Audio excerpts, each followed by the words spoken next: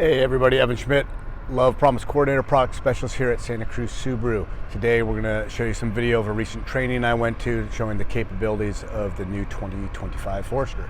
I get to do a lot of really fun things in my job, and one of my favorite things is when Subaru sends me out to training and we really get to put the cars to the test. You know, I've driven WRXs, BRZs, STIs around racetracks, gone on adventure courses. This particular video was on the 2025 Forester.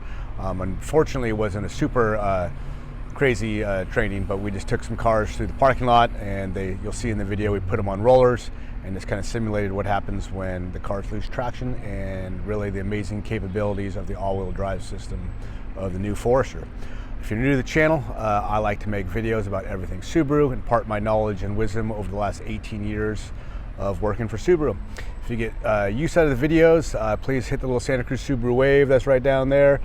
Subscribe to the channel, like the video. It really helps me out. If you have any questions, send me a comment and I'll answer them as best as I can. And if you see anything that want me to make a video, please let me know and I'll make it. All right, let's get into it.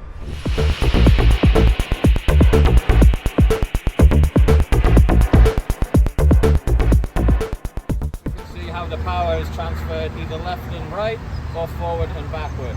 So the first test we're going to do is nice and simple. We're just going to put one front tire onto the patch of ice, and then as we move up it's just going to get harder and harder. Okay, so just take note what actually happens to this wheel as Jamie comes off the brake. So you saw there it slipped initially and then it stopped moving. What's happening there is the car is constantly monitoring all the wheels and tires, and it sensed that this one was moving much quicker than the rest. Obviously that means that it had a loss of traction. So what it did was it applied a bit of brake pressure to this wheel that was moving quicker, which forces the power to the other side that has traction, and then the car moved on forward. And that's the basic principle of the logic of the all-wheel drive there. Okay, so it's a little bit harder now. We're going to do all one side with no traction, so go ahead Jamie. Again, minimal wheel spin, pulls up nice and easy. Now remember, because it's a symmetrical system, if we'd have flip-flopped it and we'd have had the other side with no traction, you would have got exactly the same results. Okay?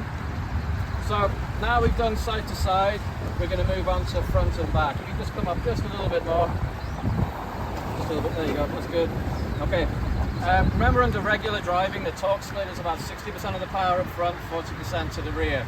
So this first test is a little bit more of a challenge than the second one because we're taking all the power from the front. Okay, so let's see how well it does. Go ahead, Jamie.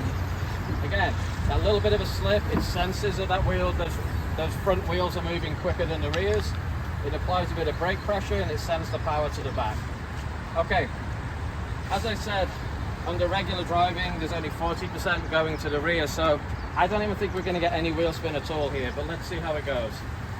As I said, yeah, Jesus. Nice and easy.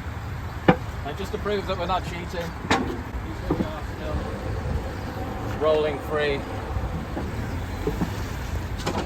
And you can see there as Jamie pulled onto the ramps, onto the rollers, how much the car actually slid. So this is the hardest test of it all. We've just got one rear tire with traction, all the rest are on the rollers. So let's go ahead and see how it does.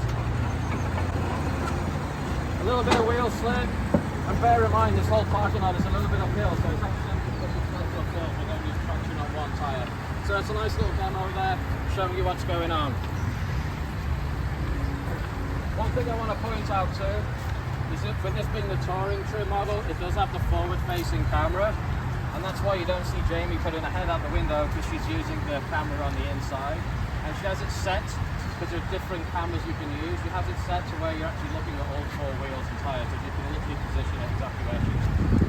Okay, so the last test here is more of a real-world scenario. So we all know a lot of our customers, they like to go do outdoorsy things, whether it's camping, mountain bike riding, whatever it is. Lots of those destinations are down gravelly roads, bumpy roads, so that's what we try to recreate here. Things we're going to be looking at and demonstrating are the 8.7 inches of ground clearance, the fact that the chassis now is 10% stiffer, allowing the suspension to work better than before, and also just the ease of the way the car just floats over this without any trouble. Jamie's not going to be particularly careful. She's just going to drive over it, and the car's going to